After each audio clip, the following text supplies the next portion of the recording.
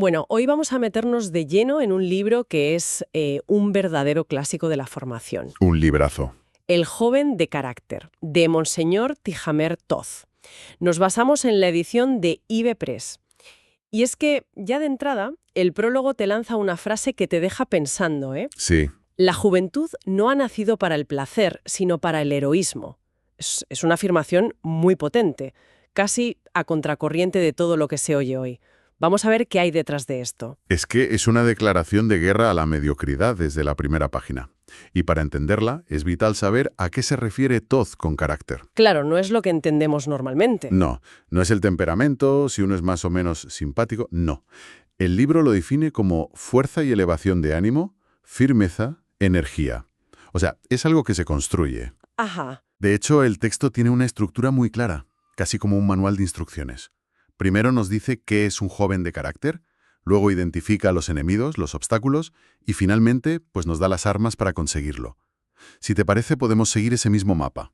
Me parece perfecto. Empecemos por el principio entonces.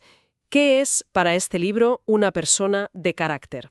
El autor no se anda con rodeos y nos lo planta delante con una historia brutal. La de Régulo, el general romano. Una historia que hoy en día suena a ciencia ficción, la verdad. Totalmente.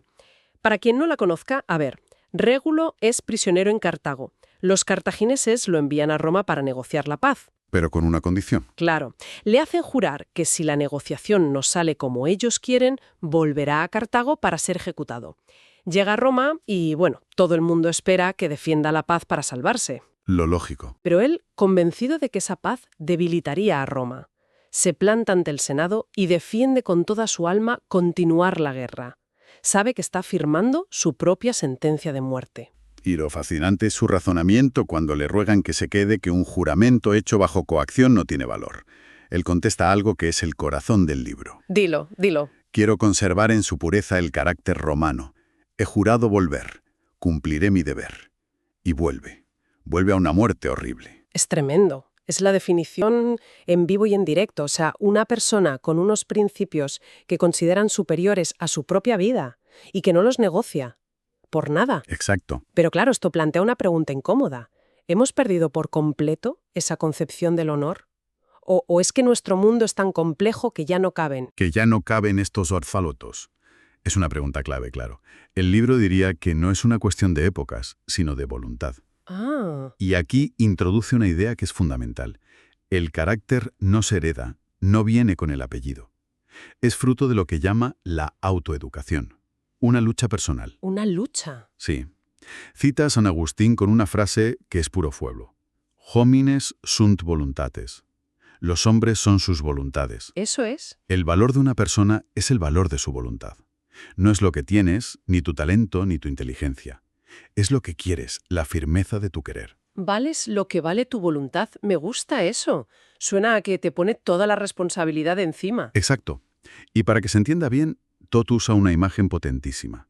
La alternativa entre ser, y cito, torre de castillo o veleta. La torre aguanta firme tormentas, vientos, el paso de los siglos. Es un punto de referencia. La veleta, en cambio, gira con el último soplo de viento. La moda de turno, lo que dicen en redes sociales, la opinión del grupo. Justo. El libro te pregunta directamente, ¿qué quieres ser? ¿Una torre con cimientos en tus principios o una veleta a merced del qué dirán? La imagen de la veleta es muy actual, con la presión por la aprobación constante en el mundo digital. Totalmente. Y eso nos lleva a una idea que a primera vista parece una contradicción. El prisionero de la conciencia. Suena raro, ¿sí? Toz sostiene que la verdadera libertad no consiste en hacer lo que te apetece en cada momento. Eso es esclavitud del impulso. La libertad suprema es ser prisionero de tu propia conciencia bien formada y de Dios. O sea, estar tan atada a tus principios. Que eres completamente libre del miedo a la opinión de los demás. Esa es la idea. Entiendo. Pero todo esto de torres, prisioneros de la conciencia, heroísmo, suena muy épico, casi como un entrenamiento para gladiadores. Un poco sí. Pero si esto es una lucha, como dice el libro, tiene que haber enemigos concretos, ¿no? ¿Cómo se aplica esto si no eres Régulo decidiendo el destino de Roma, sino, pues no sé, una estudiante con un examen el lunes? Supongo que el libro también baja ese nivel. Baja y de qué manera.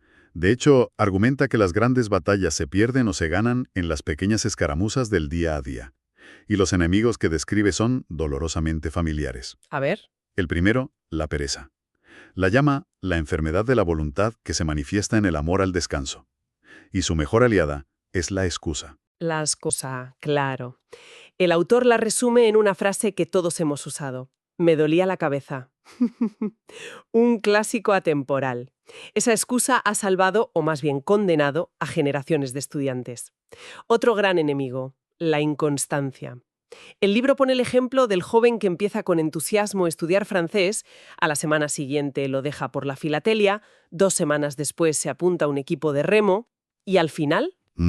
Al final no es ni políglota, ni filatélico, ni remero. Es un experto en empezar cosas. Una energía que se dispersa en 1000 direcciones sin construir nada sólido. Eso me recuerda mucho al síndrome del objeto brillante, del que se habla hoy. La constante búsqueda de la novedad que nos impide profundizar en nada. Exacto. Es el mismo concepto con otro nombre. Y Todd insiste en que ese desorden interior se acaba reflejando fuera. Hay una descripción genial del cuarto de un estudiante ficticio, Gamarza. ¿Ah, sí? Es un caos absoluto. Libros de historia mezclados con novelas policíacas, una bomba de bicicleta junto a un sacacorchos, sellos pegados en un libro de química. Y el autor concluye que ese desorden físico no es más que el espejo de su alma. Un alma sin un principio que ordene todo lo demás. Y esto es algo que la psicología moderna respalda, ¿eh? El concepto de entorno como espejo. Nuestro desorden físico a menudo externaliza un caos mental. No es solo una idea pedagógica de 1930. Precisamente. Todos estos enemigos, pereza, inconstancia, desorden, incluso el mal humor o la autocompasión, Todd los agrupa bajo un mismo diagnóstico. La consunción aterradora de la voluntad. ¡Qué expresión! Es como si el músculo de querer hacer se atrofiara por falta de uso. Y frente a esa atrofia propone un programa de entrenamiento muy concreto, una especie de fisioterapia para la voluntad.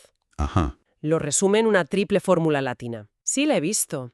Abstina, sustina, agredere. Suena como el lema de una legión romana. Totalmente. ¿Qué significa exactamente cada paso? El primer paso es abstine, que significa abstente. Es el poder del no. La capacidad de negarse a uno mismo un capricho, un impulso, una comodidad. El entrenamiento en la abnegación. Vale. Para ilustrarlo, cuenta la fábula de un joven indio al que su padre envía al bosque a cazar durante 2 semanas.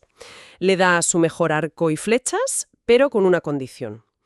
Tiene prohibido cazar ni un solo animal. Es un ejercicio de autocontrol puro y duro. Tener la capacidad de hacer algo y elegir conscientemente no hacerlo. Justo. Es fortalecer el músculo de la renuncia. El segundo paso es sustene, soporta o persevera. Es la capacidad de aguantar la dificultad, el dolor, el aburrimiento, sin quejarse, con firmeza.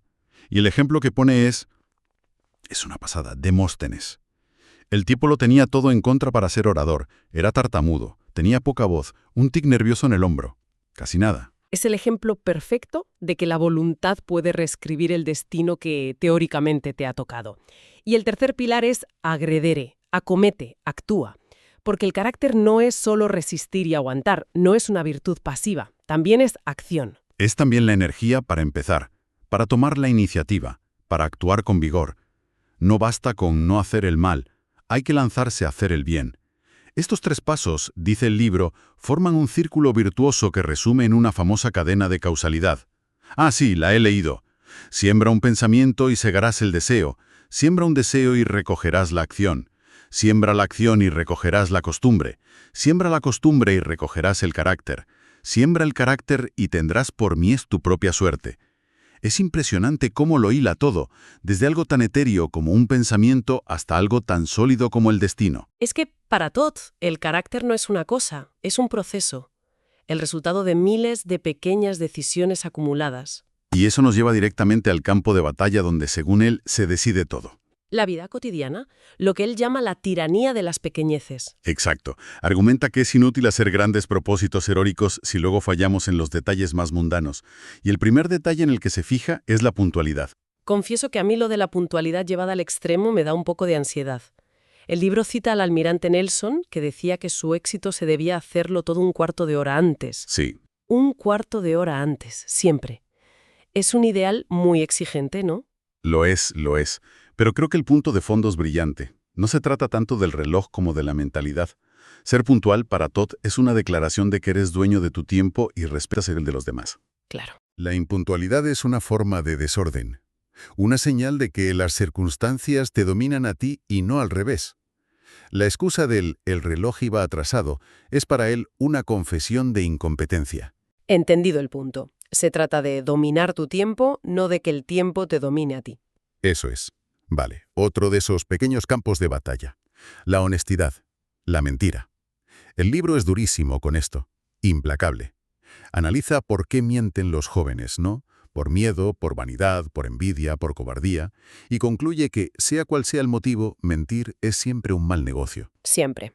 Porque cada mentira, por pequeña que sea, es una grieta en la estructura del carácter. Te acostumbras a tomar el atajo, a evitar la realidad, y eso te debilita por dentro. Para Todd, la verdad, aunque duela a corto plazo, siempre construye. La mentira siempre destruye. Y, por supuesto, él estudia.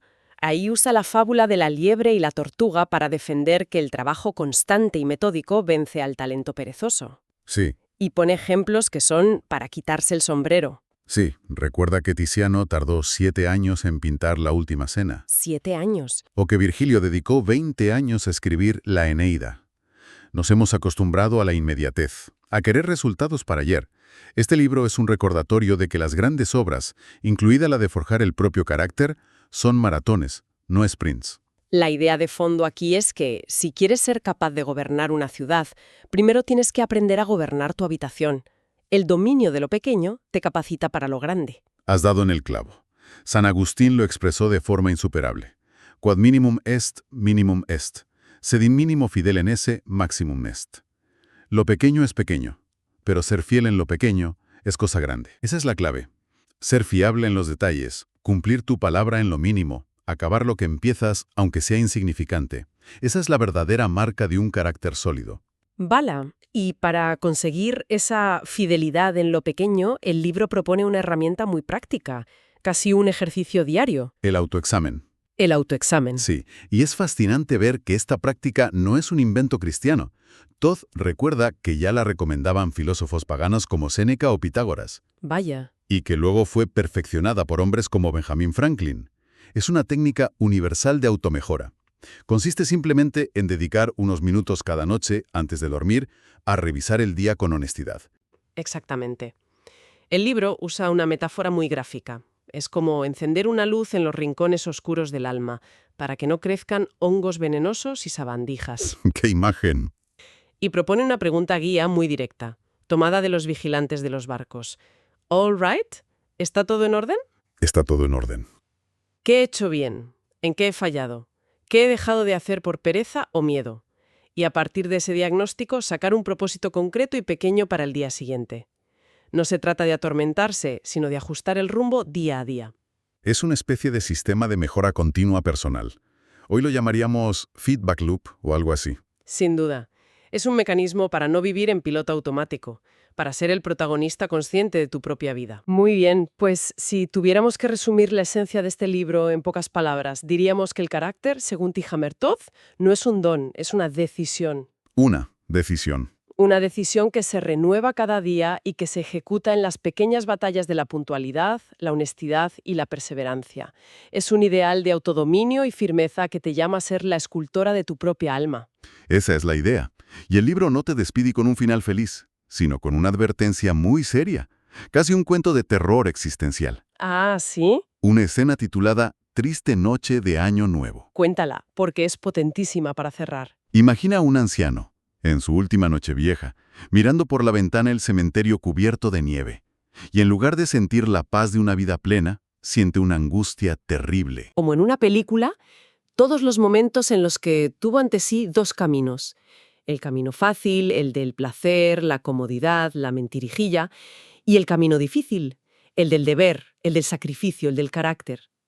Y se da cuenta, con un horror ya irreparable, de que sistemáticamente eligió el camino fácil y ahora, Al final, su vida le parece vacía, un fraude.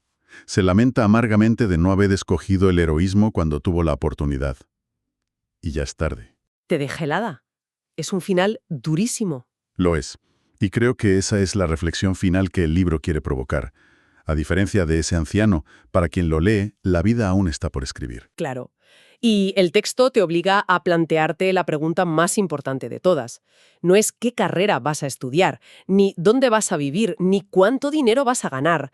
La pregunta fundamental que deja este libro en el aire es ¿quién quieres ser? Y te advierte que esa elección, la de forjarse o no un carácter, es la que al final del camino decidirá si tu vida ha sido un triunfo o una tragedia.